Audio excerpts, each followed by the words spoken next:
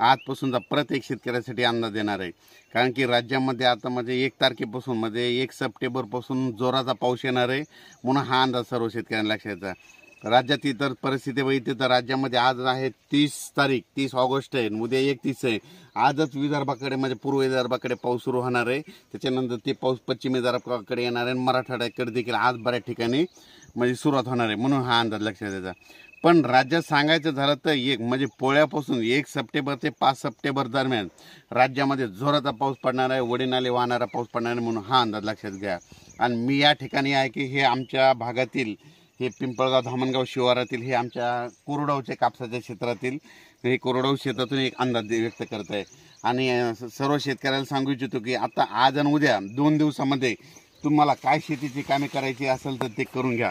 कारण की राज्यामध्ये जवळपास म्हणजे 1 सप्टेंबरपासून ते 5 सप्टेंबरपर्यंत जोराचा पाऊस पडणार आहे। आपण विभागाही घ्यायचं झालं तर राज्यामध्ये आता म्हणजे आज 30 तारखेपासूनच पूर्व विदर्भाकडे पाऊस सुरू होईल, 31 तारखेला तो पाऊस पश्चिम विदर्भाकडे येईल, त्याच्यानंतर तो 1 तारखेला तो पुन्हा मराठवाड्यापर्यंत पाऊस येईल, 2 तारखेला पुन्हा तो पाऊस उत्तर महाराष्ट्राकडे जाईल, म्हणून हा अंदाज लक्षात घ्यायचा। म्हणजे सांगायचं झालं तर राज्यामध्ये खरं तर आजच 30 तारखेला म्हणजे बऱ्याच ठिकाणी दुपारनंतर 3:30च्या नंतर बऱ्याच ठिकाणी पाऊस सुरू झालेला दिसेल, म्हणून हे अंदाज लक्षात घ्यायचा। पण राज्यात सांगायचं झालं तर राज्यातील एकंदरीत परिस्थिती बघितली तर राज्यामध्ये हा पाऊस जवळजवळ म्हणजे जोराचा पडणार आहे। म्हणजे तुम्हाला सांगायचं झालं तर मराठवाड्यामध्ये खूप जोरात पडणार आहे, म्हणून हा मराठवाड्यातल्या सर्व शेतकऱ्यांनी लक्षात घ्यायचं। आणि त्यामध्ये सांगायचं झालं तर म्हणजे जास्त पाऊस कुठं कुठं पडणार आहे तुम्हाला एक माहीत असं म्हणून प्रत्येक जिल्ह्यावाईज सांगतो।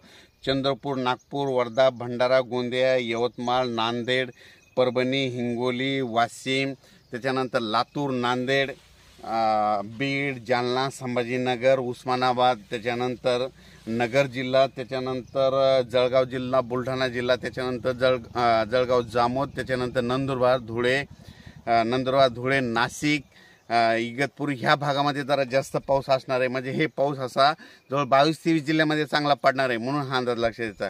पण राज्यात सांगायचं झालं तर की हा जो पाऊस आहे राज्यात सर्वत्र मध्ये 5 तारखेपर्यंत सगळीकडे पोळ्यापासून पाऊस सुरू होत आहे।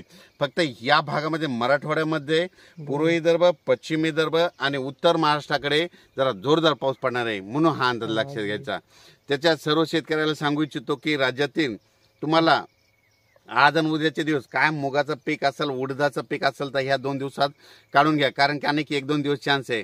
आणि उत्तर महाराष्ट्रातील नाशिक जिल्ह्यातील सर्व शेतकऱ्याला सांगू इच्छितो की तुमच्याकडे मात्र या 2 तारखेला मात्र तुम्हाला 2 ते 5च्या दरम्यान तुमच्याकडे जोराचा पाऊस पडणार आहे, पुन्हा वडीनाले वाहणारा पाऊस पडणार आहे, पुन्हा गोदावरीला पाणी येणार आहे, ते पाणी पुन्हा जायकवाडीमध्ये जाणार आहे। आणि जायकवाडी धरण ह्या सप्टेंबरमध्ये 100% भरणार आहे, म्हणून ही एक खास करून मराठवाड्यातल्या शेतकऱ्यासाठी आनंदाची बातमी। ह्या पावसामध्ये बीड जिल्ह्यामध्ये जोरात पाऊस पडणार आहे, लातूर जिल्ह्यामध्ये पडणार आहे, परभणीमध्ये पडणार आहे, जालन्यामध्ये पडणार आहे, बुलढाणामध्ये पडणार आहे, त्याच्यामुळं जळगावकडे पडणार आहे, त्याच्यानंतर कन्नड त्या भागामध्ये जास्त पडणार आहे, संभाजीनगर भागाकडे पडणार आहे। त्याच्यामुळे जे छोटे छोटे तळे आहेत ते एकदम भरून जातील, सगळ्या तळ्यामध्ये लहान लहान तळ्यामध्ये पाणी येईल आणि शेतकऱ्यासाठी पुन्हा जे पुढं पाणी लागतं हिवाळा भरण्यासाठी त्याची मात्र पूर्तता होऊन जाईल। आणि परत एक सांगू इच्छितो राज्यामध्ये हा पाऊस जवळपास 6 तारखेपर्यंत राहणार, 6 सप्टेंबरपर्यंत राहणार आहे।